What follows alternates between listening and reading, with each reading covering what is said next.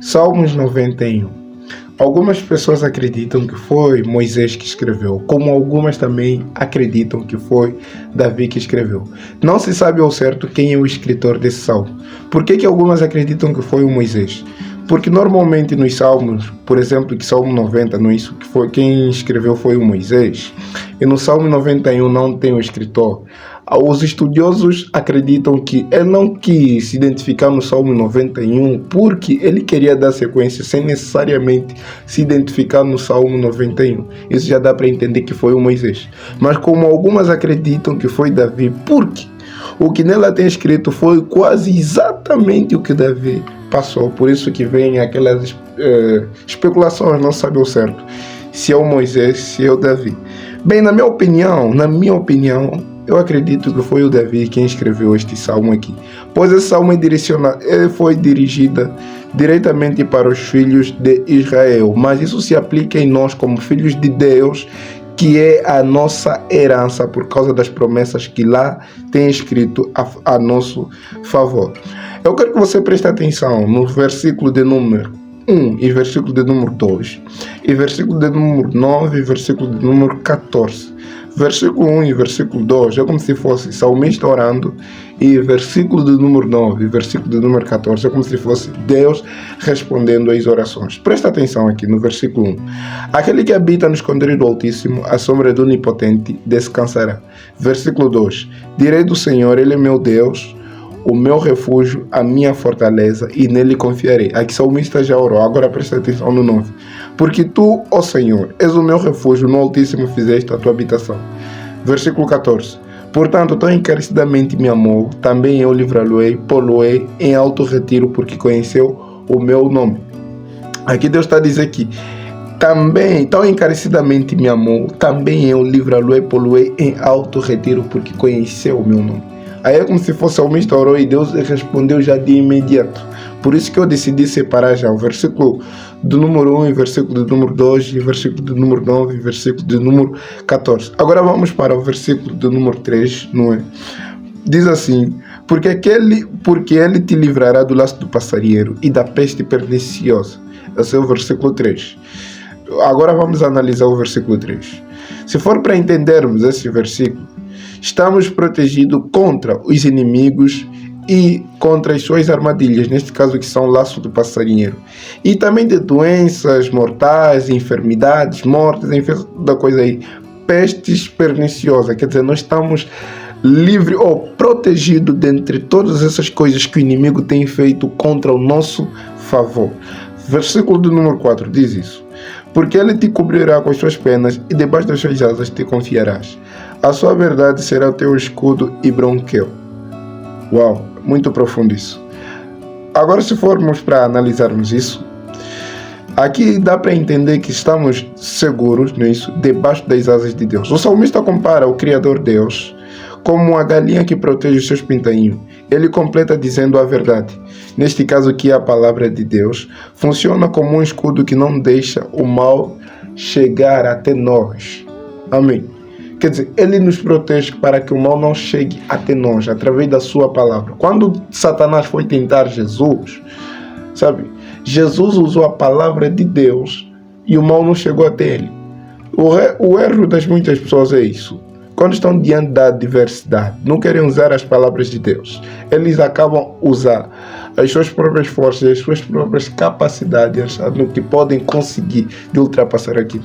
A Bíblia está a dizer que sem mim, ou sem Cristo, nada podereis fazer. Mas por causa da palavra de Deus, o mal não tem como chegar até nós. É só resistir ao diabo e ele fugirá de vós. Isso está lá escrito lá em Lucas. Versículo do número 5 diz isso: não terás medo do terror de noite, nem da sete que voa de dia. Versículo de número 6. Nem da peste que anda na escuridão, nem da mortandade que assola meu dia. Eu vou fazer aqui uma análise completa de versículos 5 e 6. Porque aqui, se for para entendermos quem é o Filho de Deus, não precisa ter medo. Não precisa ter medo de nenhum tipo de ameaça, de nenhum tipo de coisas. Porque você não precisa ter medo nem de assalto, nem que for de dia, nem que for de noite, nem de pragas. muito menos de pesadelos, não é?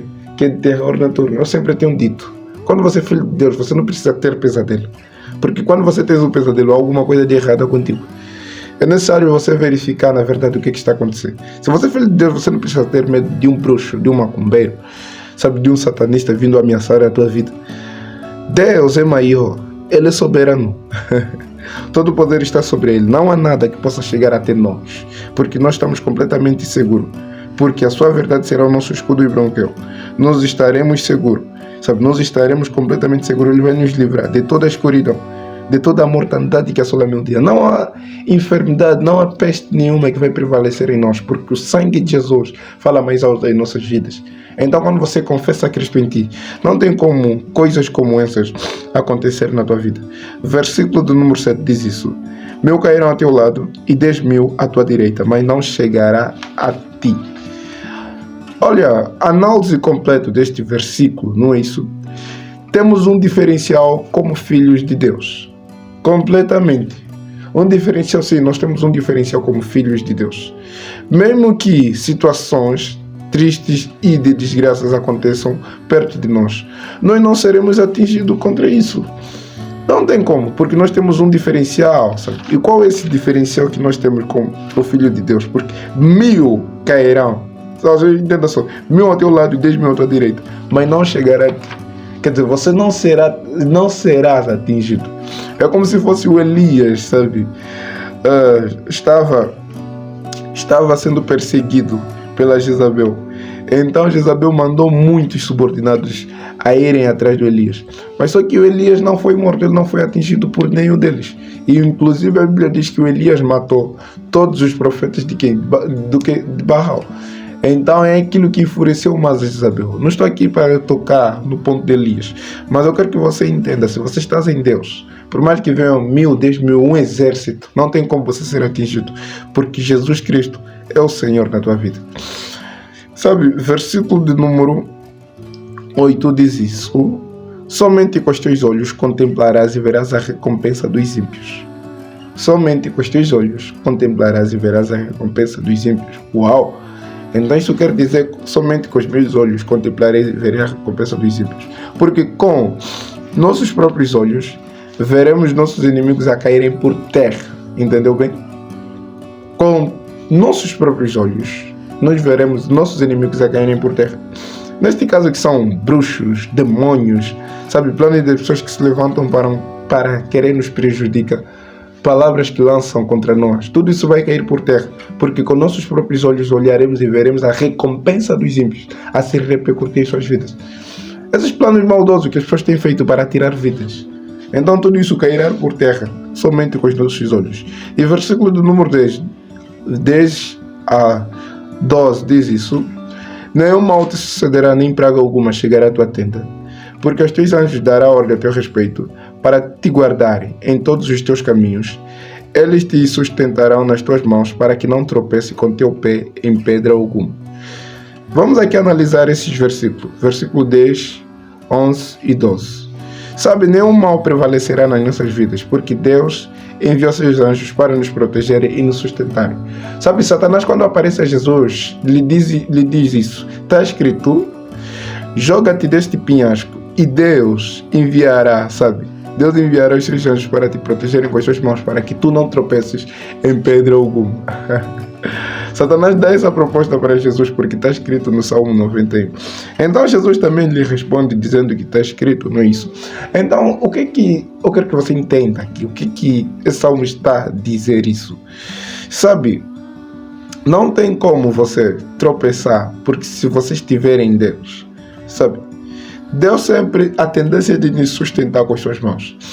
Quer dizer, Ele vai dar ordem aos seus anjos para nos sustentarem. Foi exatamente o que aconteceu com Elias.